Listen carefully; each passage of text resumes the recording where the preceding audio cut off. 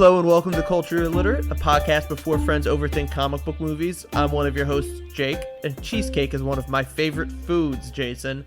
With me are my friends and fellow co-hosts. My name's Jason, and mine's also food related, actually. It's not exactly a food, but I was gonna say that I love buffalo sauce. Buffalo sauce is very good, not gonna lie. I did have a fact saved, but I can't find it at the moment, so skip me for now. John, go while I look for mine. Ooh, well, I have mine. I am Sean. I could snort cinnamon if I wanted to, because I love it so much. I also love cinnamon. It's the best I'm kind of spice. glad you clarified why you said that. I agree with you, Sean, but Sean does have like a special level of love towards It's a bond I've gained over the cinnamon years. for some reason. I don't know. He's interesting. Cinnamon and I have been through a hard time, many a hard time, Really? and I that's love why I cinnamon. snort it. You know what I just was thinking about recently? Have you ever had Costco churros? I feel like I have. Yes, I have. Oh, they're 'Cause so They good. are very good. They are so good. I haven't. I I'm love- missing out. You haven't had they're one? all. Oh, you gotta change that. Next time you're around, let's go to Costco. Sounds good. Anytime. The Costco food court is undefeated, I swear. Hey, Matt, you get your shit together? You want me to just move on? How's Yeah, I how's can't this for a find fun? it. Matt, what's your favorite item from the Costco food My court? favorite item is the chicken bake. The Although chicken it's bake. not, I'm not sure the if it's like chicken a bake is widely good as available fuck. item. So for the people who don't have it, I'm very sorry. The You are chicken really bake missing out. is fucking delicious. For those who I've had don't have nothing it, from the Costco food court. I've never had a chicken bake, never had their pizza, their hot dog, their churros. Oh, Nothing. Jake, we got a while out at Costco. well, here's the thing, like you, Anytime, please. My- that, friend, Jason, you Jason, are Jason, missing stop there, out. Stop there. Jake can no longer criticize us for being like culturally stupid. It's because he hasn't tried anything from the Costco menu. He's not cultured at all. When have I ever criticized you guys for being culturally When did stupid? Costco Every day. become like the king of culture? It's always been. Since the day it was founded, Sean. Yeah.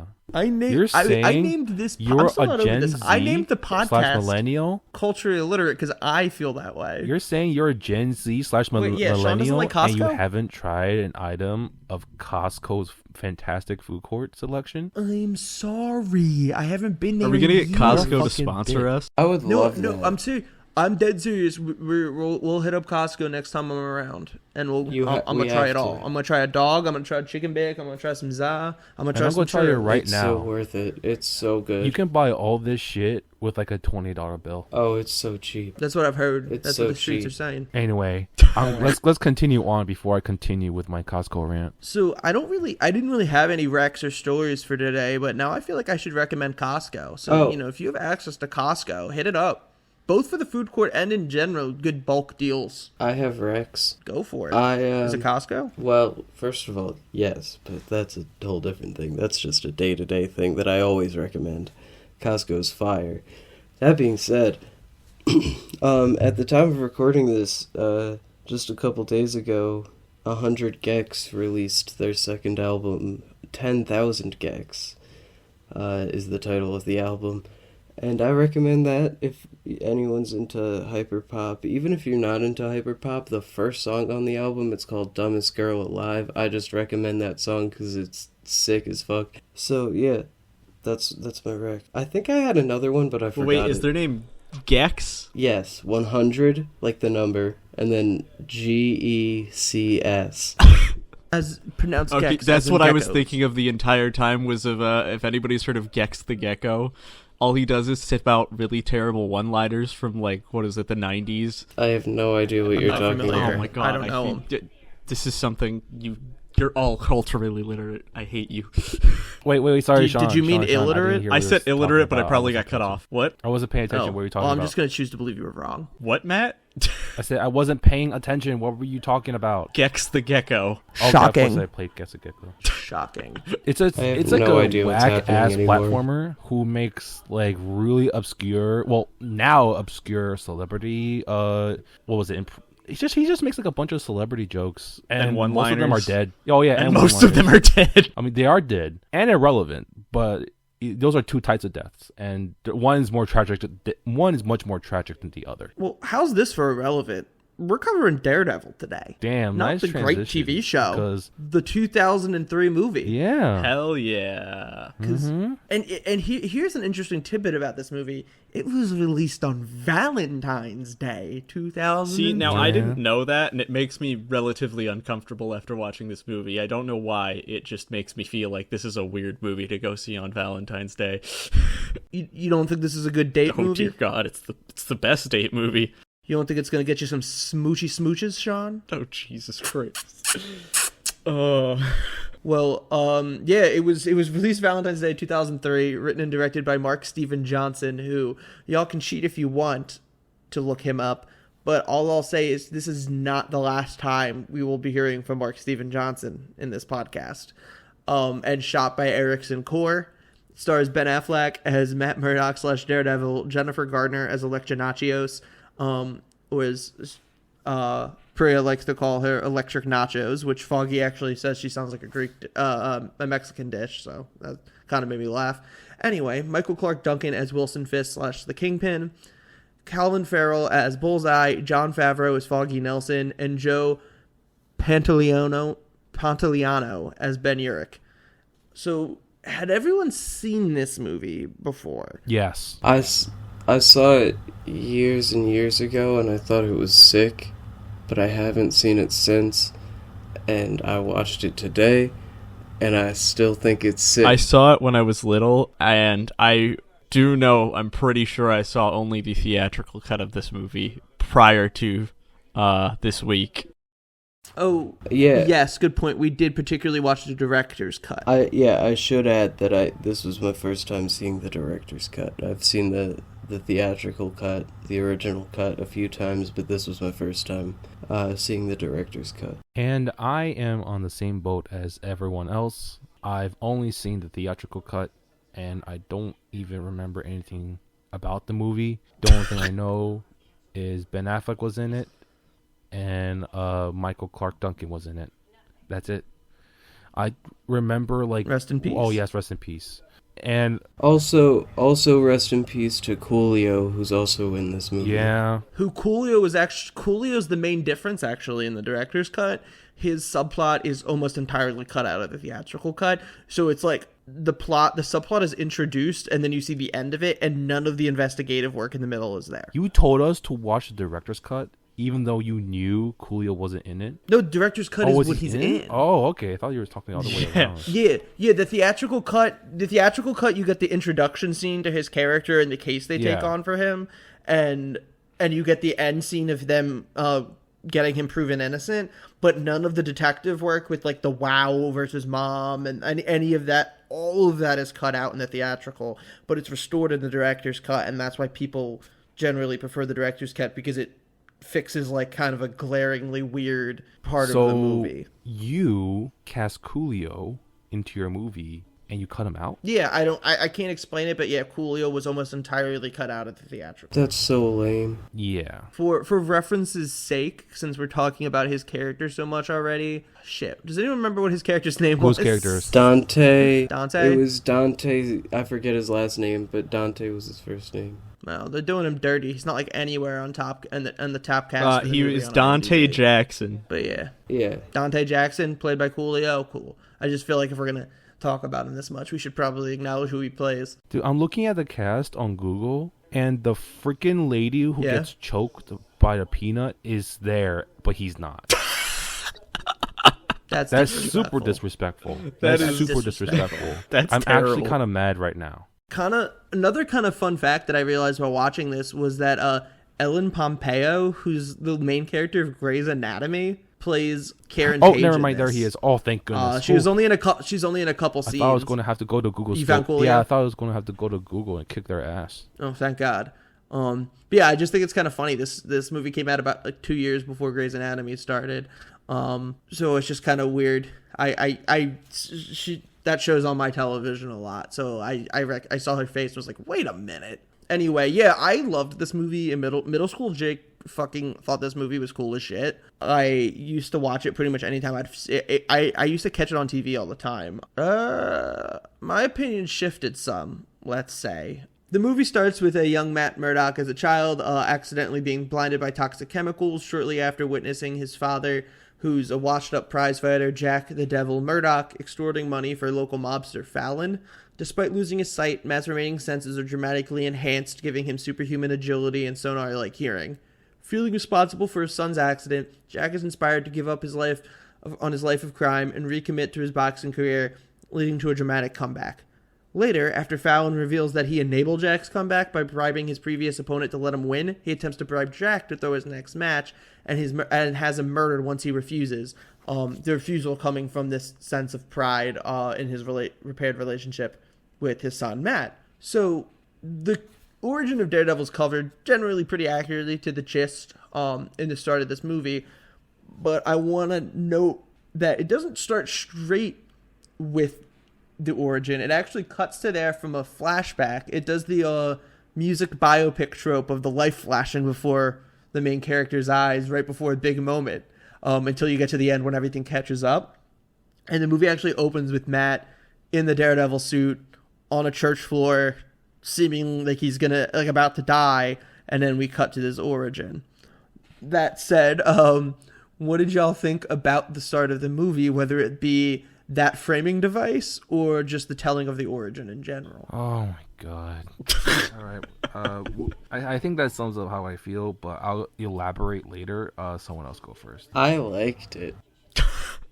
Honestly, I think if Jason's not going to add any more. Oh, he is. I think that the opening of the movie, first of all, I think this movie looks really great, for one. I think that there's a lot of cool visual things happening, and I think that I like how he says his whole life flashes before his eye, even for a blind man. That's kind of a cool line. I liked that one. That's all. Well, okay, Sean. I'm gonna wait and let. I'll go because I want Matt's explosive ending. I think this beginning part, I didn't think it was actually that terrible for a start anyways.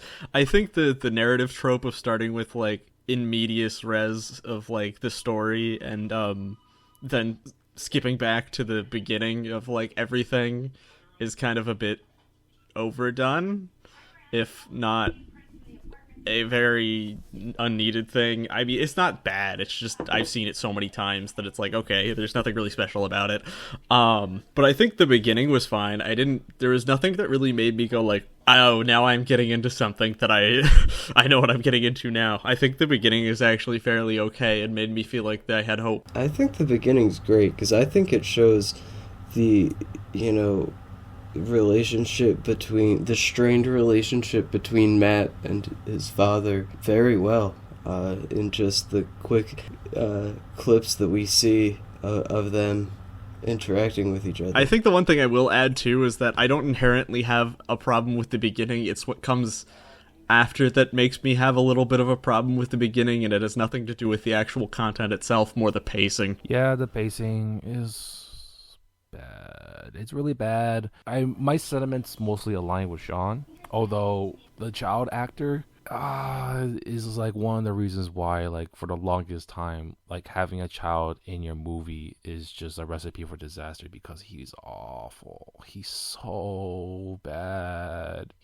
Oh my god, he's so bad. I don't think that he was that bad. I didn't really have an issue with him, to be honest. He wasn't in it that much, and when he was in it, he wasn't necessarily spectacular, but he did fine, in my opinion. Yeah, my bigger beef with anything involving him was just in general the script's just so cheesy and trying to be edgy. It was so edgy. Oh my goodness.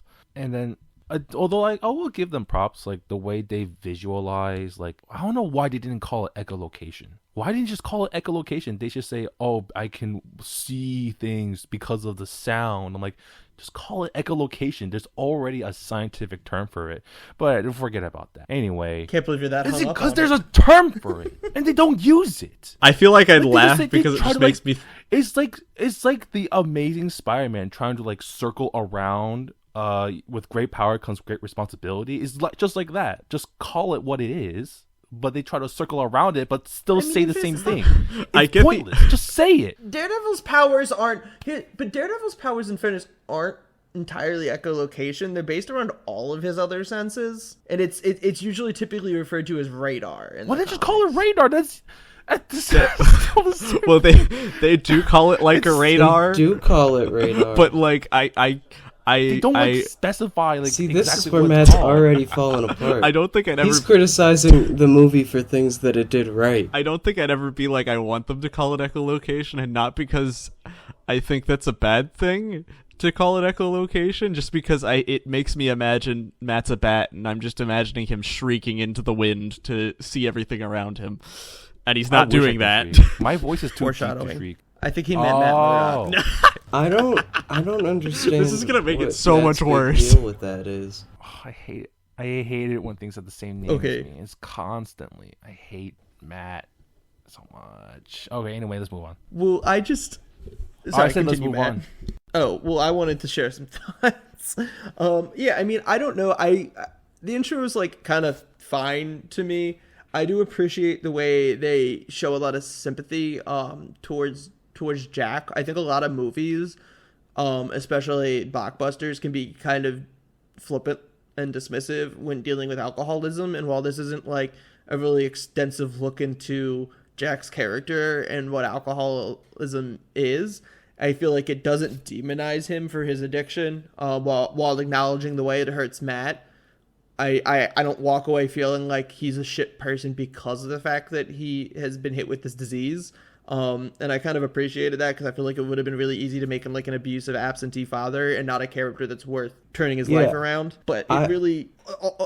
I was just going to say, I agree. I felt like one of the things I really liked about that opening scene, like giving his origin, is that even though it shows kind of the negative parts of their relationship due to the alcoholism, like I still feel like it shows like there's still love between them, and it's just an unfortunate set of circumstances, and he's not being, that great of a father, but it's because he's dealing with these other things. I feel like I got that message from that. Yeah, I think that was definitely a very well handled thing. Okay, I'm starting to think that as Sean said, like the other stuff in this movie just pissed me off so much that I assumed the first part was really, really bad as well. I'm just remembering all the bad parts. But then as you guys are pointing it out, I'm starting to remember like the bondage. Okay, I was about to go somewhere I shouldn't go. Okay, so the bond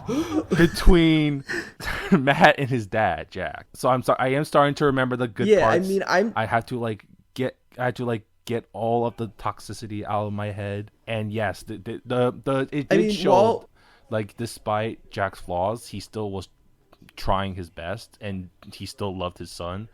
And even though like he didn't really do like the best things, he wasn't like a spiteful person. He just did things to like make ends meet basically. And he's not necessarily the part that redeems that part, the bad parts about him, is that he's not proud of what he's doing. He knows what he's doing is wrong. And so like that's why when his son catches him, to me it's very clear that like he's doing it out of like necessity, not out of actually being a bad person. Yeah, and then like when basically like he basically like indirectly caused Matt's blindness because of the fact that he lied to his son about where he worked, and so that causes Matt to like go around and look for him, and unfortunately was there when the toxic chemicals spilled. But they basically like it just basically deepened their bond, and they promised each other. I wish they showed it, but they just decided to make it like a narrative point that they promised each other that they would basically become stronger. And I forgot exactly what the wording is, but it's basically they're not going to be put down because they're fighters.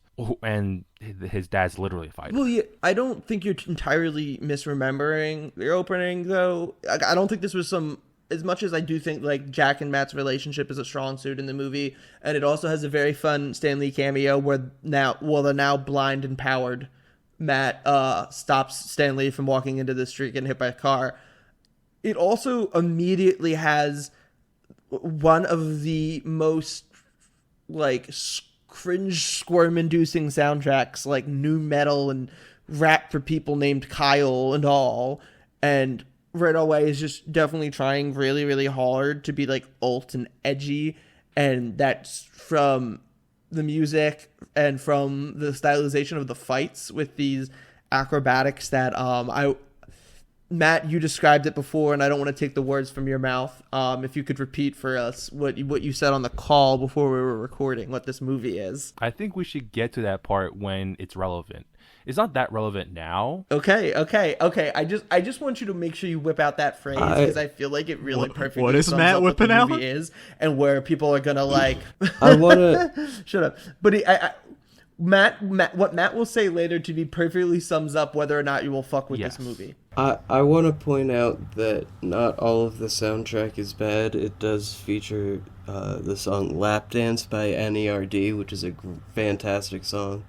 No One Ever Really Dies is what that stands for. It's Pharrell's a side project of Pharrell Williams with Chad Hugo, a few other members that I wish I could remember the names of, but I can't. Damn, do your research. Gosh, Jason, I can't believe you've done this. But that's another rec, by the way. NERD, fantastic music. I also want to add something that I have just learned by doing dumb research on the internet. I did not know that, and this will get a kick out of us, but Vin Diesel was in the running to play Daredevil, but instead chose to take Fast and Furious.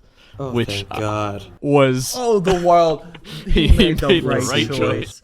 Dominic Toretto, salumi familia, fucking goddamn. Talk All about right. Before I get talk about like a rocket jump. I gotta move the plot. Holy shit. I gotta move the plot forward because we're gonna accidentally send me off on a fucking 45-minute Fast and Furious tirade about how fucking wonderful those are. Before we do that, we should do like a Fast and Furious thing as soon as we're done with this comic book thing. We'll put that on the table. We'll discuss. We got a ways to go, but I'm interested. So anyway, years later, an adult Matt works as an attorney in Hell's Kitchen with his friend Franklin Foggy Nelson, providing legal representation pro bono to clients whom he believes are actually innocent, which he can tell through his radar sense by their heartbeat. Whoa. By night, when did Matt get a job as a lawyer? We're going to do this the whole time? I hope not. Well, by night, Matt Murdock fights crime as the costume vigilante Daredevil. Ben Urich, a New York Post reporter, fuck the Post, who chronicles Daredevil's exploits, attracts attention for a series of articles on the Kingpin, a shadowy underworld figure who allegedly controls all of New York's organized crime.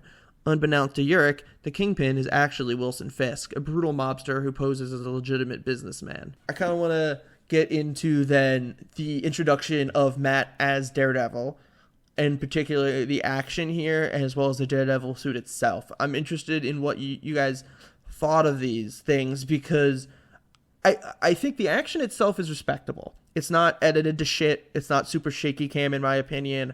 That said, a lot of it just feels kind of like discount version of something better. The first fight with Daredevil in the bar trying to get the rapist who got off felt like a discount blood rave scene from Blade to me, and the first suit up scene of Daredevil suiting up felt like discount Schumacher Batman suiting up. That said, none of it's terrible, and I do like the way they visualize Daredevil's radar and what it looks like when it's working, what it looks like when it isn't working. And then lastly, I'm just really torn on the suit. I like that they kept the horns and the logo and the red, but also like the leather I don't think super aged well. That said, I'm like all over the place about this movie as a whole, and especially the Daredevil costume. So what did you guys think? I loved all of it. I thought the action was fun to watch. I thought that I think the Daredevil suit looks good, though I do agree that the leather doesn't.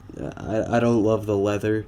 If it was like a similar design but with some other material where he was, because I just don't like when they wear leather in superhero movies. I don't know. Am I alone in that? I just think that's dumb. Not at all. It's not even just like that. Sometimes it works. They like wear with Blade having leather. a leather jacket. With Blade having a leather jacket, like that worked, but like with this, it's not working for me.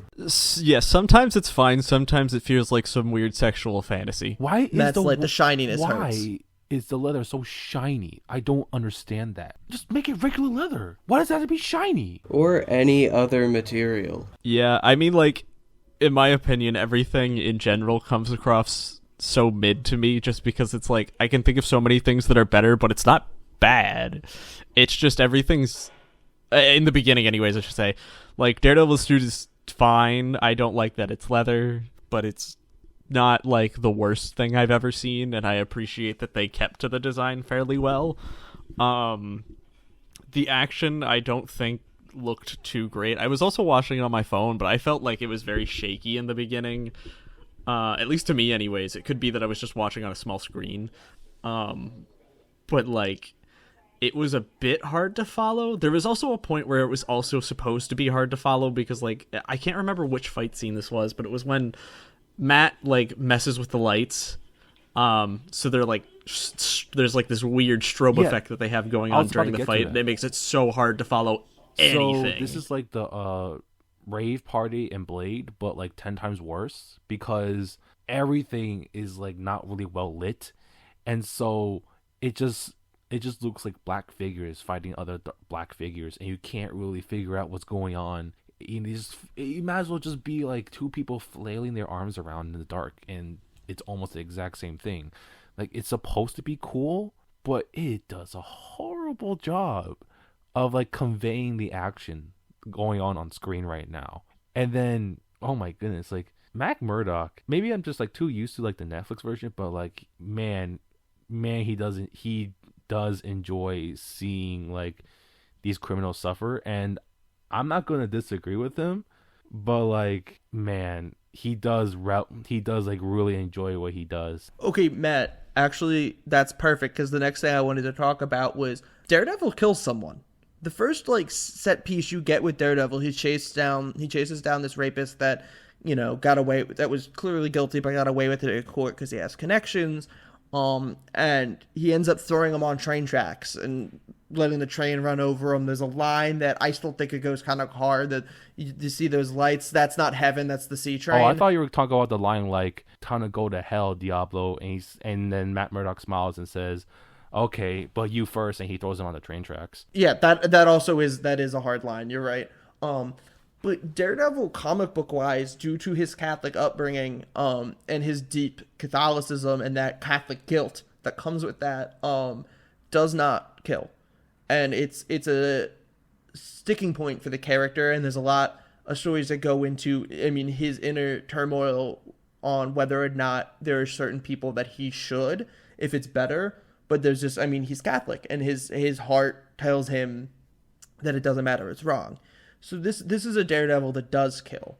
And I think this is interesting because many episodes from now, we're going to end up having a very similar discussion about Ben Affleck's Batman and the depiction of his Batman killing. So what did you guys think about that decision to have a more violent and lethal Daredevil? Because I myself, my bigger issue is the lack of depiction of the Catholicism.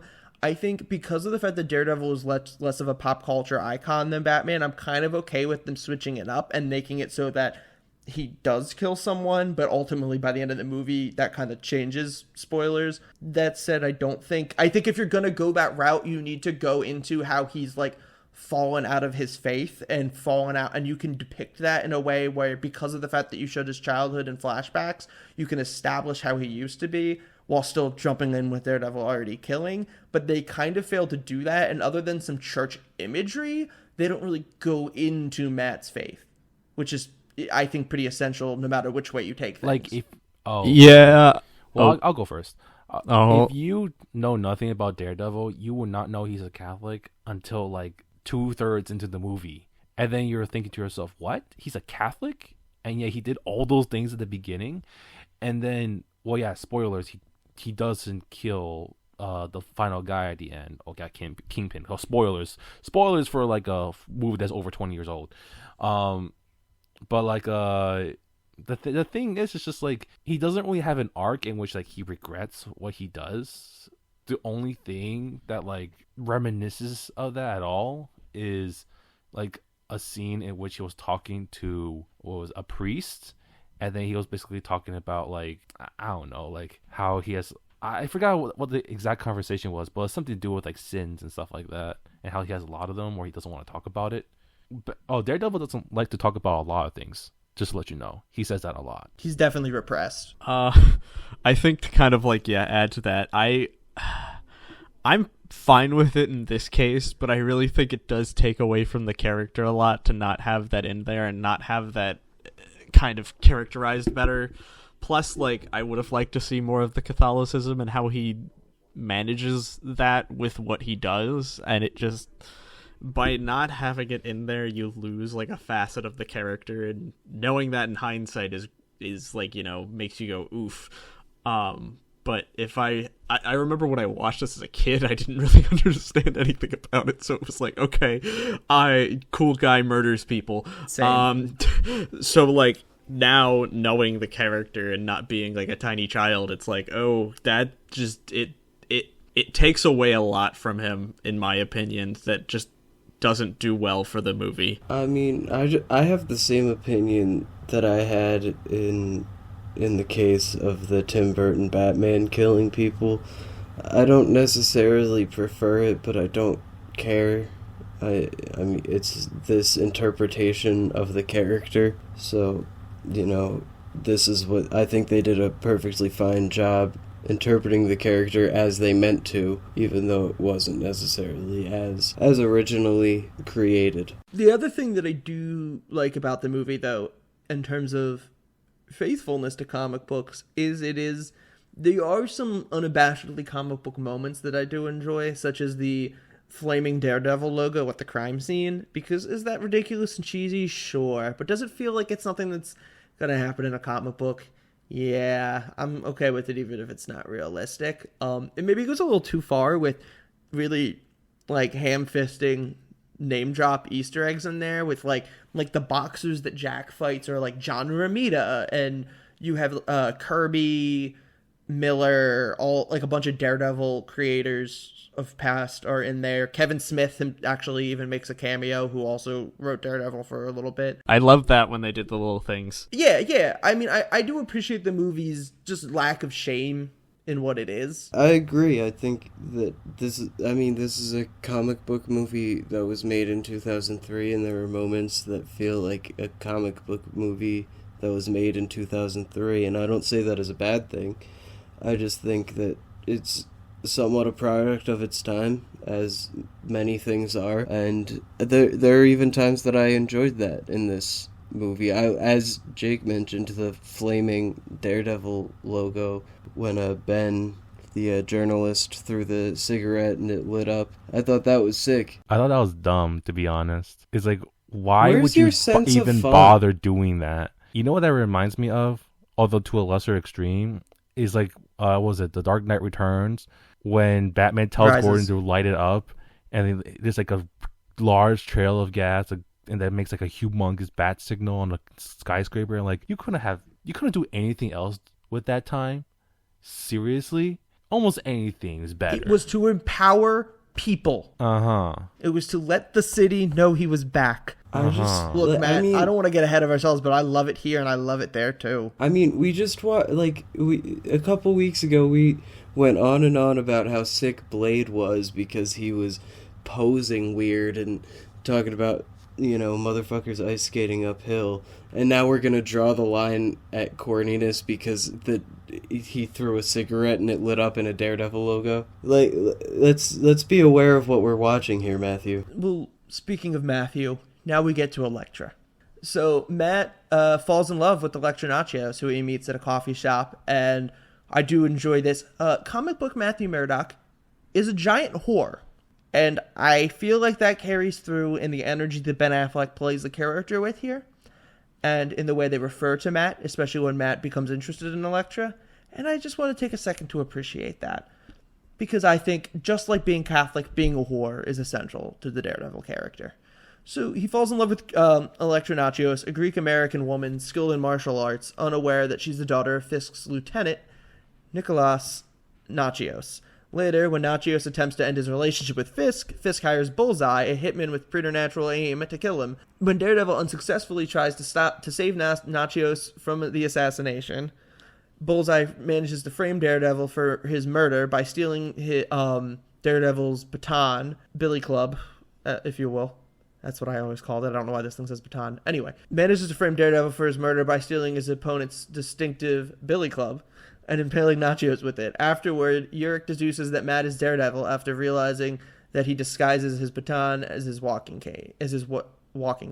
So now we've kind of met all the main players at this point. We've had a scene with Fisk. We've had scenes with Bullseye, Elektra, Foggy, obviously Matt.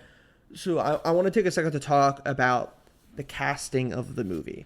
While it is definitely a hot take, I really enjoy Ben Affleck as Daredevil. Yes. I think he gives a really, really strong performance in a really mixed bag of a movie, which is something I will say about him at a future date again, in other movies we cover. And I also really love Michael Clarke Duncan as Kingpin. I think he is fantastic in that role, just like kind of meant for it. Like it's something I really wish we had gotten to see more of. Jon Favreau's fine as Foggy. He's kind of whatever. I also really love Colin Farrell as Bullseye. I love Colin Farrell as anything. But I think Jennifer Gardner is an atrocious Elektra. I think she is way too like normal looking and gives off such like normcore energy. And I also don't believe she's Greek, and I would have really liked like a Greek actress to play Elektra. Elektra's probably one of the only white characters that, as long as her being Greek probably matters. And as far as I'm aware, Jennifer Gardner is not Greek. If I'm wrong, I apologize. But either way, I don't think she fits the role. I just think I know I complained about this movie trying too hard to be edgy and like too cool for you earlier, but I think you need an edgier actress, for lack of a better word, a smarter word, to play Elektra, and Jennifer Gardner's just not it. I agree with everything that Jake just said. Also, I'm a slut for a good Ben Affleck movie, and I think this was a good Ben Affleck movie. I think the one thing I will add is that I agree with Jake mostly. Obviously, I think Jennifer Garner's terrible. I really don't think she was a good choice at all. I actually do like Ben Affleck. And why am I forgetting his name at the moment as Kingpin? Michael Clarke Duncan. Michael Clarke Duncan. Yep, there we go. I got it. I love him so much. He actually really fit the role really well, and I don't know why, but I love him so much. I didn't like Colin Farrell as Bullseye though. I can't Blasphemy. Pin it down. I like Colin Farrell, but I don't know why. It just felt weird. He wasn't particularly bad by any means, but like it just didn't feel like the right fit for me. I have no way of describing it other than that. That's interesting. Well, he just did not do it for me. I agree with Sean there. Like, Michael Clarke Duncan is a fantastic actor, and I'm going to say right now, he doesn't do a bad job at this movie, but he is just like a naturally like kind person. And then like his best roles are when he plays like literal like essential human beings, like the Green Mile. A person's so good that he's basically like I don't know, like a walking Jesus. And to see him play this bad guy, it felt so weird.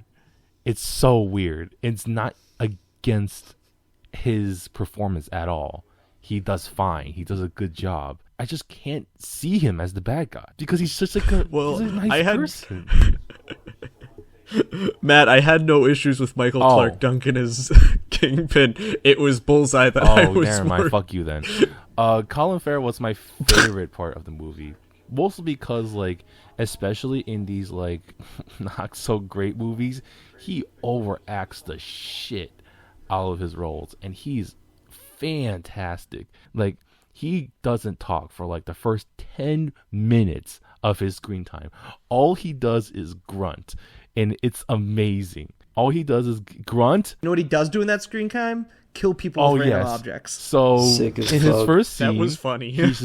he beats this guy in darts, and when the guy called him like a shitty Irishman, that's what triggers him, and he untangles a paperclip and shoots it at this guy's throat, killing him. I had a problem with that, mostly because the guy he killed has such robust neck fat that there's no way a paperclip can penetrate deep enough to kill him. But you know what? I still like that scene, so I'll give it a pass. The next scene was great too, because it was so pointless. Because he's just coming in, flaunting his leather jacket, and then he has to go through a metal detector in which he only places a pen and a toothpick while going through the metal detector with a bunch of metal bracelets, a metal belt that had shurikens in it, by the way, a metal necklace. And then when it got to his face, it started beeping too. It's because he had a paperclip in his mouth for no reason. Like, because after this scene, you never see him use a paperclip again. So there's no point for him showing that he has a paperclip in his mouth. And like, I thought it was going to like establish something, because as soon as he spits it into a security guard's hand, who by the way was very, very like underwhelmed to see a guy with a paperclip in his mouth, he spits it into the security guard's hand, and he puts another one in there like a piece of bubble gum, and then it's just nothing comes up of it. It's so pointless, and it's amazing. And then like I think the third scene was in which he killed someone in like a hysterical way. So he's trying to listen to his heavy rock, because that's his theme, that's his jam, right? Colin Farrell rocks to heavy jam, and this old lady's just biting his ear off about her life, and because no one wants to hear about that, he does everyone a favor and like flicks a peanut that ricochets off of her tray into her throat, killing her almost instantly. And then we get I believe his first line in the movie, in which the lady like slumps over onto his shoulder, and then the attendant thought, oh, it's adorable that she's sleeping on your shoulder. And then she asks him, is there anything you need? And he says, can I have some more peanuts? That goes pretty hard. I love that part so That much. was so That's good. one of my I favorite love scenes. Colin Farrell is so sick. My only issue with Bullseye is that his costume, or lack thereof, is atrocious. It's awful.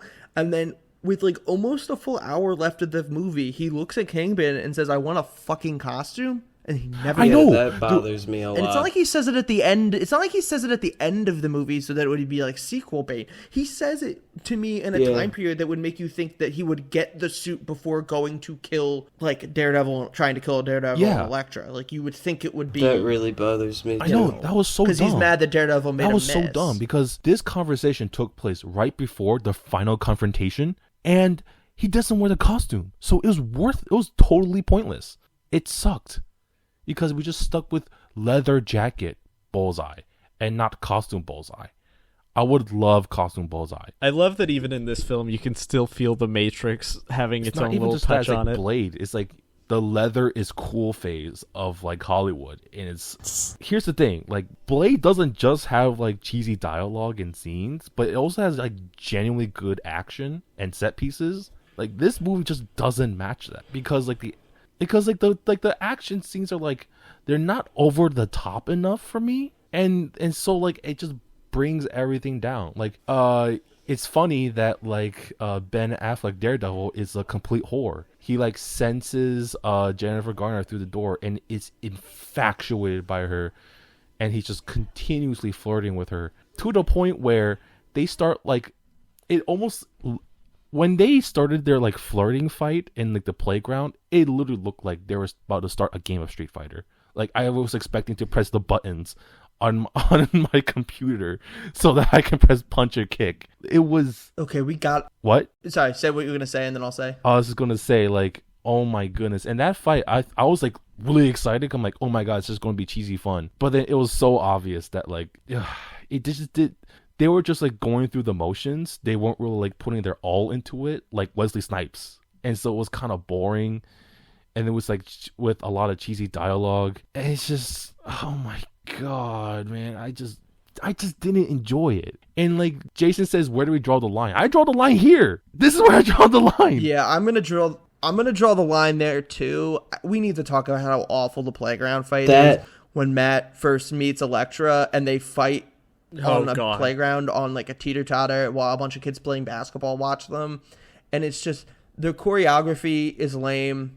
It's really weird energy that they're having this like play fight with a bunch of sexual tension around a lot of children on a playground. And it's just like I don't think there's chemistry there. I don't think it's an entertaining like action piece. I think you cut that scene out of the movie and it instantly is like notably better just for that alone. It is truly one of the worst scenes I've ever witnessed in anything ever. If you don't want to watch the movie, like the whole movie, but want to see it, like you can find it on YouTube. It's like embarrassingly bad. I don't know how this got in like past the script stage, let alone like filmed and edited and put into a fucking released movie. It's so embarrassingly awful. And even if I feel like it pulls you out so much. Even if you're enjoying the movie, you're gonna be like fucking what? And you're gonna have to take like several minutes to reset, because I like the way they do Matt meeting Elektra, even though I kind of wish they'd been dating a while, he knew her from college thing. I think it works better. But I like their meeting in that cafe, and I like some of their scenes together, even though I think Jennifer Gardner's not good for the role. Great actress, not good for the role. But my God, worst than anything in Steel. Yeah, as much as I enjoy this movie, I completely agree. Like, here's the with thing. Everything that he just said. Terrible scene. It's just the worst. It's dog shit. I give Steel I give Steel more the benefit of the doubt because of how low budget it is, and just make it more hilarious. Like the rubber suit supposed to be steel, quote unquote. But this one, it was a slog to get through. Like I watched this movie like an hour ago. Like I tried to watch movies before the podcast starts so that it could be fresh in my mind, and I already purged this from my memory. And it's unconsciously. Like I'm trying to remember things from that scene because I remember the emotion in which I was, oh my God, I was just on the floor just begging this scene to continue, because I try not to skip when I'm watching a movie, but my finger was like itching toward the 10 second skip button, because it was such a slog. It was so awful. And yet I can't go on a rant because I don't remember anything about it, because I had such a horrible time with it that I purged it from my memory. And this is a movie I watched an hour ago. Yeah, to be clear, there's not much you have to go into in depth on this scene. It's just bad. It's just horrendous. It's just two people who are basically shown, okay, you do this, that, and then they do it, but with no passion whatsoever, so it just kind of looks like an awkward dance, and it's over. And you're just like, what did I just watch? Why did I waste my time? It makes you rethink your life, right? And makes you think of things you shouldn't, because this scene makes you question whether it's worth it to live or not. Damn. I don't know about that. On a much more positive note, I realized we talked about most of the core cast, but not Joe Pantoliano as Ben Urich, and I just wanted to shout him out because I do think he does a really good job as Ben Urich in this. He kind of plays him as this like annoying little prick that won't stop bugging Matt, but by the end of the movie you're like, this fucking guy, and you kind of want to have a beer with him.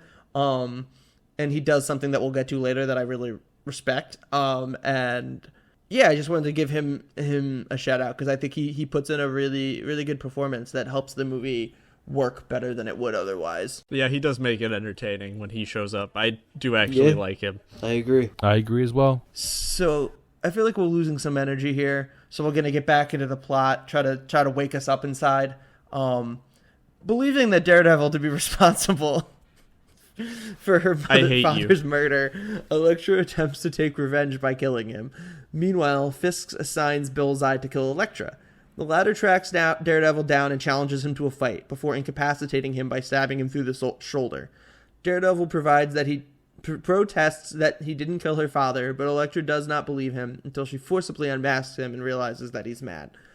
Moments later, when Bullseye tracks Elektra down, Matt is forced to watch helplessly as Bullseye kills her. Wounded, Matt takes refuge in a church where the movie had begun, but he's ambushed by Bullseye, who exploits his weakness to loud sound. When the police swarm the church, Bullseye reveals that Kingpin was the one who killed Matt's father, and that his calling card is a rose which Matt had found on his father's body. Soon, Matt gains the upper hand and throws Bullseye from the bell tower. After this plot summary leaves out the fact that he fucks up his hand so that he can't aim anymore.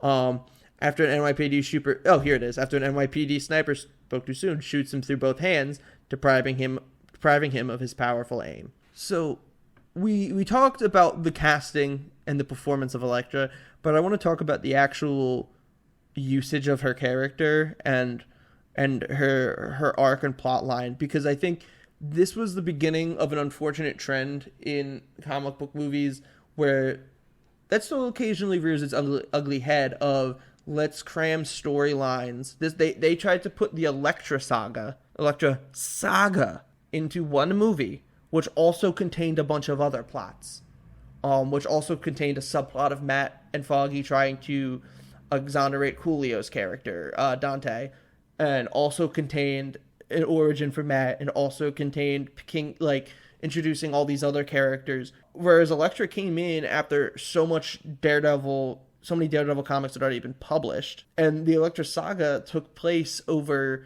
years. And this is the start of an unfortunate trend of movies trying to adapt storylines, often with the word saga in them, that took place over several years, dozens or often even hundreds of issues, and just jam them into one movie and then also sprinkle other things on top. So as a result, I think Elektra, a wonderful character, kind of gets the short end of the stick in terms of being introduced, immediately being a love interest. Her father dies, she breaks up with Matt at the funeral, and then suddenly she's a ninja. There's no reference to the hand or stick or any of the typical origin and the story of Elektra there. She's just kind of suddenly a ninja, and that gets touched on a little bit in the Elektra spinoff, but not in the actual movie itself. She's cool. I guess she's not suddenly because you saw a fight earlier, but it all feels very out of nowhere because there's never any real explanation given. Yeah. And you of course get the as referenced not one but two Evanescence songs in this movie. Wake Me Up Inside. Oh, is that its title? No, it's Bring Me to Life. You dumbass. Bring Me to Life. Sorry, duh. I knew that. Bring Me to Life. In her training montage, while she stabs a bunch of sandbags that she doodled Daredevil on. Yeah, Bring Me to Life. We just had this conversation about 2 seconds before you said that. Awesome. And they also play another Evanescence song at Elektra's dad's funeral when she breaks up with Matt, and then very coldly opens up the umbrella in the rain so that Matt cannot see her, which is how he likes to. It's very beautiful for him when it's raining because he can see so well. Whatever. So yeah, it's unfortunate, and it also spirals into other issues with other characters where they kind of introduce Kingpin over 45 minutes into this just over 2 hour movie, and then he's not in it that much till the end, which is unfortunate because he steals the show when he's on screen.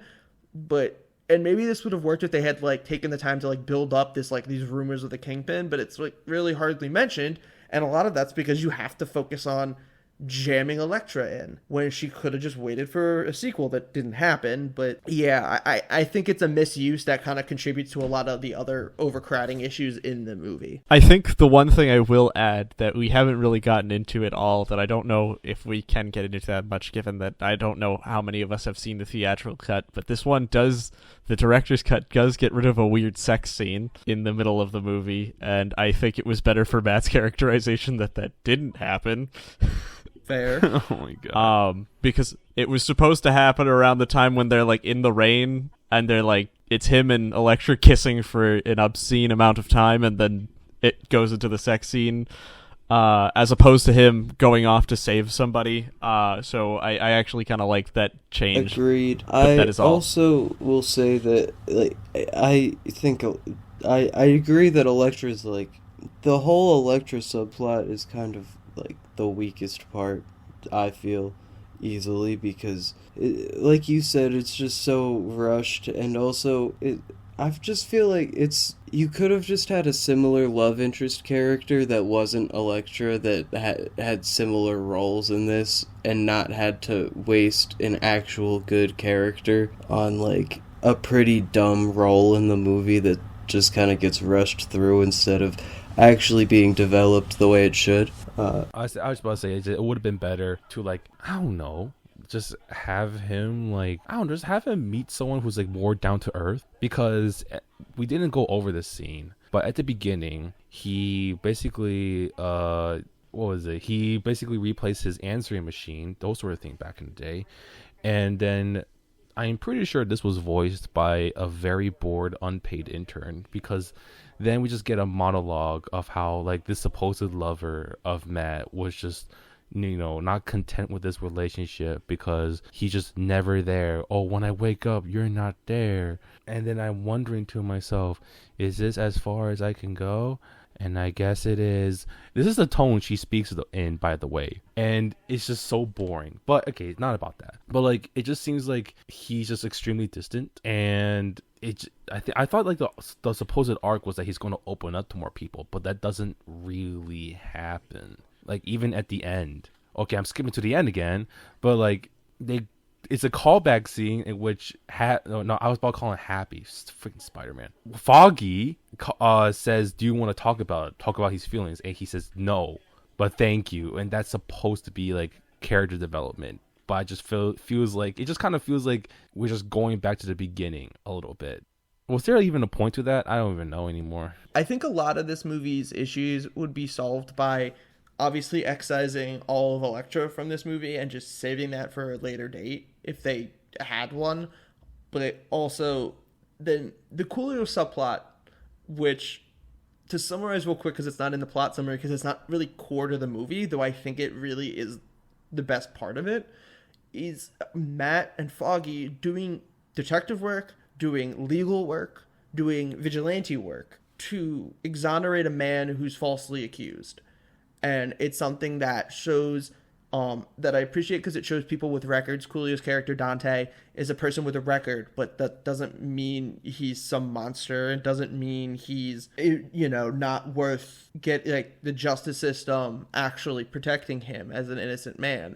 And while it does kind of play the character for laughs at points, I do think it's something that's pretty key to a lot of what Daredevil is the justice is blind and doing the right thing.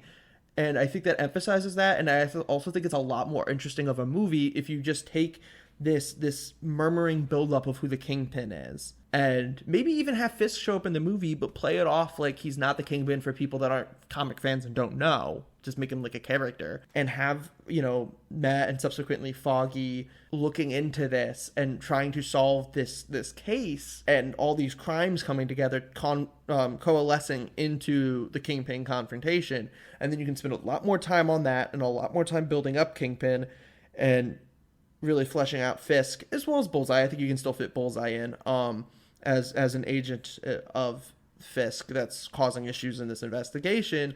But instead, they just felt the need to try to cram Elektra in again. And I just think, like, pulling that out and expanding what's already there does a lot to fix this movie. It doesn't necessarily change if you have issues with the tone, the aggressive 2000s-ness of it, and it doesn't remove the god-awful playground scene, but it fixes a lot of the problems. Oh, and I really want to point out, like, I just remembered, because we were talking about the Bring Me to Life scene, and oh my god, this scene broke me. It broke me. Oh my god, I've never been like so like, how do I even say it? I can't even describe what I'm feeling right now. I just felt so defeated by this movie once that scene started. It's like it would get punching me in the face, because it was basically like 2 hours of just like MTV music video shit. And then it was just a bunch of parkour as well. Like, oh my fucking god, there was like so much unnecessary parkour in this movie. There was like a bunch of flips and tricks, and then it wasn't even that cool. Why wasn't it in the movie? There's no point to it. Like, that is exactly what I meant earlier, that I wanted you to bring back. 2000s parkour music video. That's the movie. Watching Darude Sandstorm on repeat. It's so bad. Oh no. This is just untrue. It is true. No, it's not. Like, Jason, it's true. not. Even if you like the movie, and I can understand why someone would like the movie, but I think if you like it, you probably like it because you find that entertaining. No. Okay? I like the movie because I think the movie is good. Mm-hmm. I do. Yep, and you certainly do have an opinion, Jason, and I'm not going to respect it. I don't understand where this is all coming from. Listen. The music and the parkour that's flooded throughout. Yeah, Okay. and it's shitty. Yeah, And the general tone and visual aesthetic. I thought the visual aesthetic the was color fantastic. the cold actually. color palette. I want to Are talk you fucking about kidding me? No, I'm with Jason. I think the visuals. I like the cool color palette. I think the visuals and are everything looks fucking damp and dark. fantastic, and the use of silhouettes in the movie. There are times where where there are muggers, and then you see the silhouette of the Daredevil come up behind them, and it's beautiful. It is, and if you think about it as like Daredevil, from my understanding, is meant to look like his original look was designed after like gargoyles, right? Or did I make that up? Like it was like somewhat inspired. I might have made that up, but I feel like I've heard that somewhere. So like and it's a dark. He goes out at nighttime, and what do you see when you look up at the sky? You see the silhouette of gargoyles. You don't see the details of it, and I think that it's shown so well, like the shadows and the silhouettes of a Daredevil are so fantastic in this movie. I don't agree. I think agree with it's Jason. Yeah, I got have a lot of issues, but I with like that. the color palette especially. I think it looks fine. I mean, I don't think it's like stunningly directed, but I think they chose a good visual for the style of Daredevil story. There are they wanted to tell. specific moments that, like, specific shots that I just think, like I mentioned earlier, like there's one where there's a mugger and he comes up and you see the silhouette of Daredevil, and then there's also jumping forward, but towards the end, one of the last scenes where there's there's water running and the over the red roses, and the pigment from the red roses is kind of streaming away, and I think that's beautiful. There's a lot of great shots in this that I think are fantastic. Yeah, obviously I talked about the colors. If I could specify that, like, it has this cool, again, I think damp looking color palette where a lot of like kind of blues, and Daredevil obviously himself though has a red suit, a warm color, and I think it kind of makes it seem like, okay, New York City is this like down and dirty and just like fucked up place in the setting of this movie, and Daredevil is a standout difference in it, and it kind of makes him feel more isolated and alone, which his character really is, because he's shut out so many people in his life. And I just think it does a good job of just subconsciously making you feel that way and making you believe that, even when you're not. It's little details like that can sell a character, not just something that happens in the dialogue. Yeah, I could see that. Although, like, I feel like the Daredevil costume is a little too like dark, because when things when the scene also gets dark, he doesn't pop out at all, and so he's just like another silhouette. True. And then especially in like action scenes, you can't really like tell him apart from everyone else. The only way to know that he's there is because he's always like in the center of the shot. And then he's also the one kicking everyone's ass, so there's also that. Yeah, that's fair. And then also he's too There's shiny. definitely some times where it could stand to be like a brighter red, a more vibrant thing. I don't disagree with that. To wrap up the story of things, Daredevil, determined to revenge Elektra, he ambushes Fisk in his office. In the ensuing fight, he's nearly overcome by Fisk's brute strength, but he ultimately wins by taking advantage of his sonar hearing, which allows him to see Fisk as he's drenched in rain from a broken window. In the course of their confrontation, Fisk answers Matt's question as to when he killed Jack on Fallon's orders, making him responsible for the deaths of the two people Matt loved the most. As the police arrive to arrest Fisk, he threatens to reveal Daredevil's identity to the world, as over the course of the fight, Matt's mask had come off. But Matt points out that he points out that people wouldn't believe him that Daredevil is a blind man, but I think it's less so believe and more so, do you want to be the guy who lost to a blind dude in prison? Because he says the line that I absolutely love of, yeah, go ahead, tell the guys at Rikers all about how you got beat by a blind man. It'll be like blood in the water. That's what I took out of that scene as well. I think, this description says the belief thing, and while that could be semi-true, I think a lot of it more is this is a guy who needs to protect his rep, and is his rep going to be protected by being told that he lost a fight to a blind guy? in his own building. So, but with that, go ahead, tell him. I want to kind of introduce something new to the podcast, a bit of a new premise that any of us can propose at any point. And I think we need, if you will agree, it needs to be unanimous, but I think we should begin proposing when somebody is him or built different. And I would like to put forth that Wesley Snipes' Blade is in fact both him and built different. It goes without saying. I mean, do we have agreement on that? Yes. Should we put up a plaque? Should we commission a plaque of Wesley Snipes and just call it and just? I will create a running. I will create a running list, and when there is new ones added, it will be tweeted out. I would also like to propose that Michael Keaton's Batman. I do not think we should grant Michael Keaton's Batman the rank of built different, but I would like to call Michael Keaton's Batman him. Fair. Now, call me crazy. I already agree. But fuck me if I don't think that Ben Affleck's Daredevil is him. Different. I don't know. He gives off major mouth breathing vibes. Did you see the way he went crazy on Kingpin? Nah. No. I'm right there with you, Jake. I think we need to be 4 for 4 for it to be official. I don't agree. Because that's how important this is. I agree that we... But I do not think he's built That's different. fair. But I do believe myself that Ben Affleck's Daredevil. I don't think he's Matt, my proposal is literally just pointing out what we just talked about, the fact that he looked Kingpin in the eyes and said, go ahead and tell them that you got beat by a blind guy. Come on. That's cold. That's not enough. He beats Bullseye after already being stabbed by Elektra. Yeah. And then, while He's a further bad injured from the motherfucker. Bullseye fight, he goes and beats Kingpin on Kingpin's own turf while severely injured. He's bad. The boy is bad. You gotta give him credit. Well, look, I can't.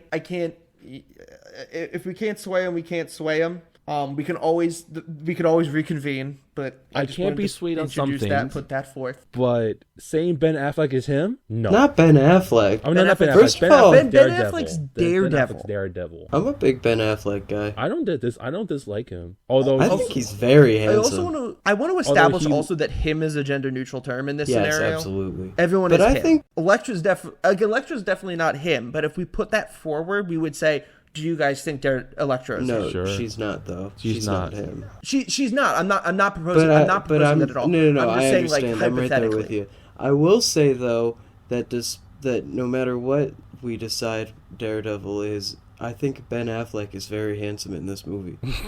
I like that they tried to make his hair a little red. Yeah, and his eyes look nice. I know that they're supposed to look blind, but I don't know. I think they look pretty. No, that's the thing. It's like I it's so think apparently he had to wear inconsistent. contacts for it. Sometimes there's pupils and sometimes there's not. Fun fact, it's kind of confusing. So, fun fact, he had to wear contact lenses for that made him almost entirely blind, actually. Cool. Not intentionally. The lenses just suck. Wow, look at that. I think he looks quite handsome in this movie. That's all I have to say. Another fun fact real quick that I read online while researching this that I did not know is that Elektra holds her size wrong. She puts her fingers next to like the center blade and like hooks around, which defeats the purpose of size, which the big blade in the middle and the two guys on the side are basically to like block an opponent's weapons. Size are mostly by a holding them that way. weapon. Yeah, I found out they're also apparently not very sharp. Yeah, because they're blunt. mostly used for blocking. And that by holding them that way, she defeats the main purpose of her weapon. I've never and thought also about that. That's true. Puts her fingers at risk because they would just get cut off by a sword. Anyway, so sometime after Elektra's death, Matt visits the spot where the two of them kissed and unexpectedly finds Elektra's necklace that has her name engraved upon it in Braille, hinting that Elektra might still be alive. Urich prepares to publish an article revealing Daredevil's identity, but chooses not to publish it at the last minute, coming to believe that Daredevil's efforts have made the city better. He kind of walks out afterwards and gives Matt/Daredevil a knowing, you're good, I'm not publishing.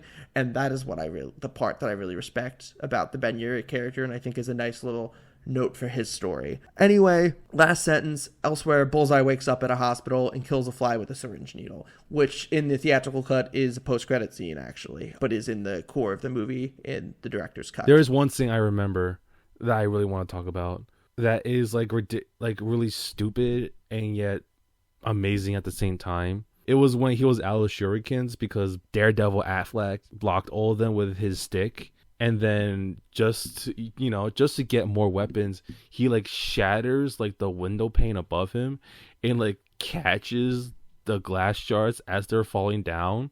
And then by the time he's done, he basically has like 2 pizza stacks of glass, broken glass on both hands, and he throws all of them. Like, and I loved every second of it. Oh my god, it was so good. See, I love Colin Farrell, man. He never like underperforms. He's either like super dead on serious or he's like over the top, and it's amazing. I love Colin Farrell over the top. He goes. We'll watch Banshees of Inisherin. Mm-hmm. Sorry, I was just throwing in watch Banshees of Inisherin. I should probably watch that then. But like, oh my goodness, Colin Farrell. I love Colin Farrell's Bullseye. He gives no shits at all of what he's doing, and he just seems like he's having so much fun, especially when he's throwing those glass shurikens. Oh my god, it's amazing. So what do you guys think about the end of the movie? I don't have anything crazy to say about it myself. I like the final fights both against Bullseye and against Fisk, and I think the movie's kind of the ending you expect. The one thing that I feel like you're kind of maybe unsure of is whether or not Urich will publish the article, but I think it's like it's maybe relatively expected. I think it's a pretty satisfying ending. I have no real issues with it. It definitely does a good job kind of threading the line of teasing the potential of a sequel without being like obnoxious about it and compromising the movie itself. Yeah, I mean, I don't have too much to say, but I'm pretty happy about the ending. Oh, I like the last shot of Matt jumping off the building and the kind of like freeze frame of him shooting the billy club to like swing with. The music that plays as it goes to the credits sucks, but I really like the last shot. I just felt like they were ripping off Spider-Man with that, but I didn't really mind it. I agree with everything Jake said. There's nothing I can say that'll add anything. Mine's the same. There's nothing that's really like makes me go like, oof, this ending was terrible. I really liked both ending fight scenes. I thought, especially the one with Kingpin, I loved those scenes. And yeah, the ending was fine. So, final thoughts wise, I mean, I always like to start at the negative. And while as much as this movie would benefit from removing Elektra and the Elektra storyline in it, it wouldn't benefit as much as removing the fucking playground scene. So, without a shadow of a fucking doubt, that's the worst part of this fucking movie. The fucking playground fight scene. So that's the bottom of the fucking barrel. The best is, man, I like the way it takes itself seriously, but I think the highlight to me has to be all of the non-Elektra casting. I actually quite enjoy Ben Affleck in this role, but the villains in general, the villains are the highlight.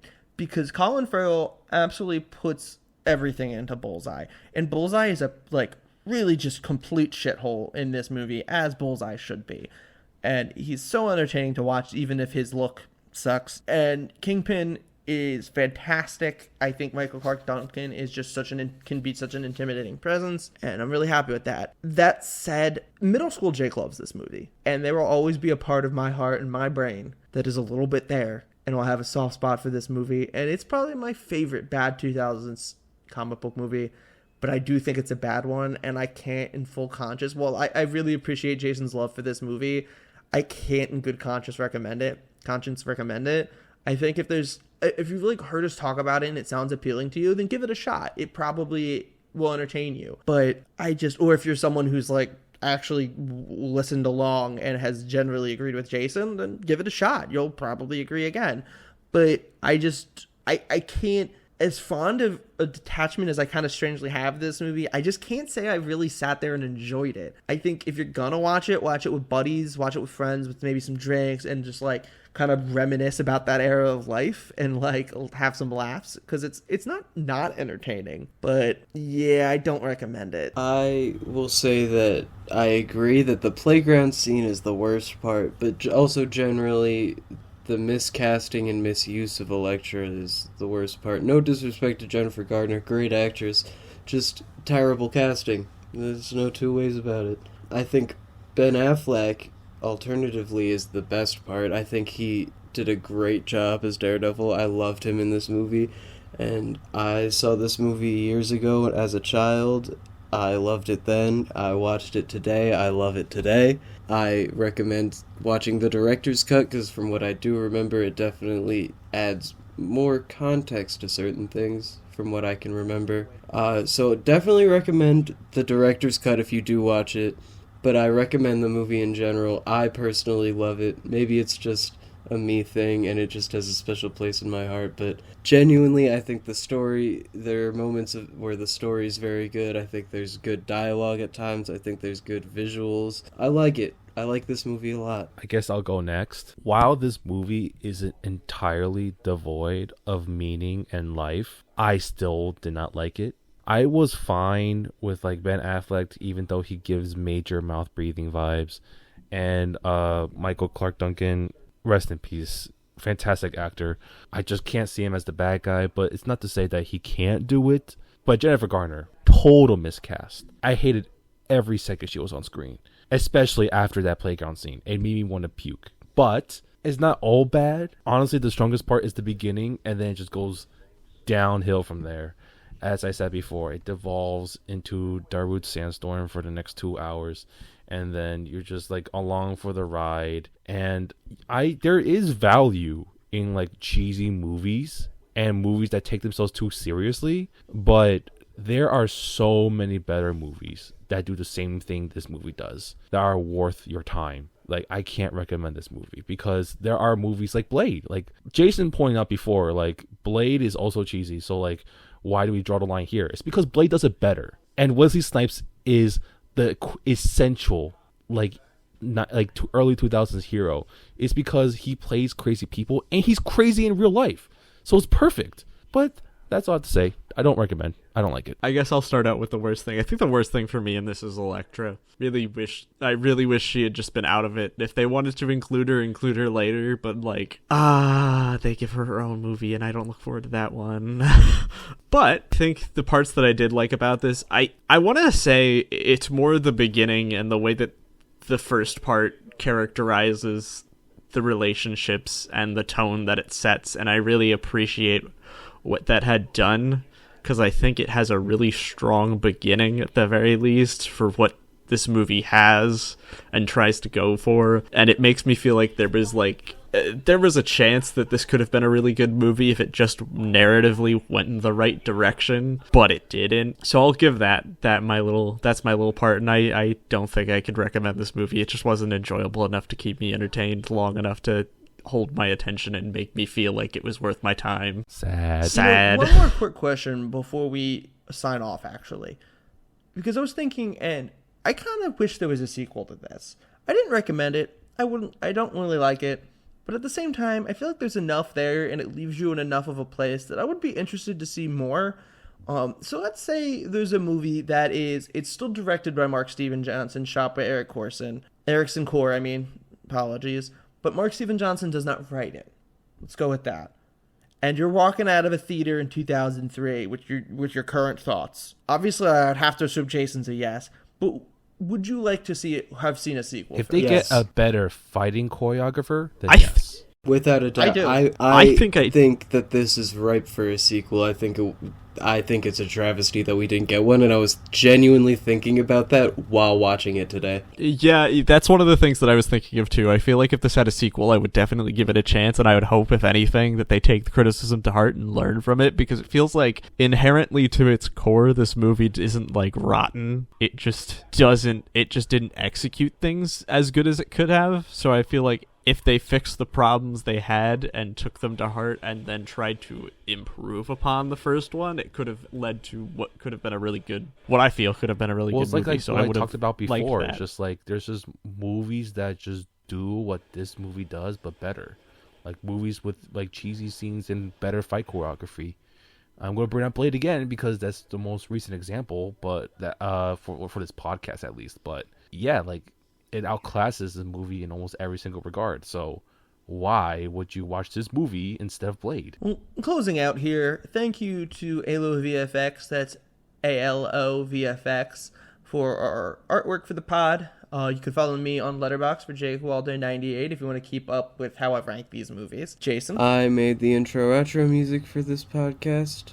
I'm working on music to put up on SoundCloud. It'll be out eventually. I've been writing for it. I make my SoundCloud is the Upsides. Twitter is _UpsidesPA. Instagram is the UpsidesPA. If you're interested in continuing to check out the pod, you can follow us at illiterate_pod for Twitter and Instagram. You can reach us at cultureilliteratepod@gmail.com. All episodes are going to be on Spotify, Apple Podcasts, and the Culture Illiterate Podcast channel on YouTube. And next episode, we will be covering X2, X-Men United.